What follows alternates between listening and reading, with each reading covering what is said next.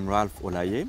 I'm from the African Development Bank, more specifically the NEPAD Regional Integration and Trade Department, and within that department I had the group in charge of the NEPAD agenda, and particularly all the regional infrastructure pieces. So any piece of infrastructure that crosses a border, whether in transport, in energy, ICT or water. Bringing in the private sector is very important in terms of closing the financing gap, because there's only so much that public sector funds can do.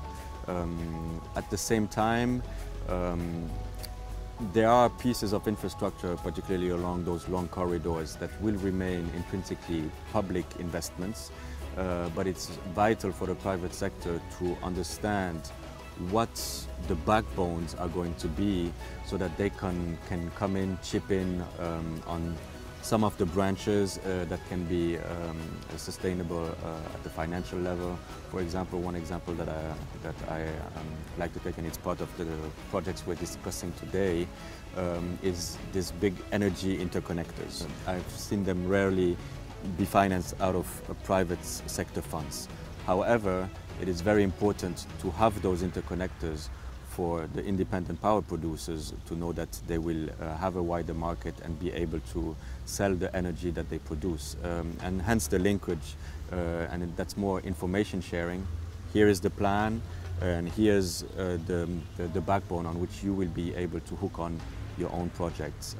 So what's also impressed me is the presentation by the tripartite, which clearly is leading, and it's good to see that there is a clear leader on such a wide program.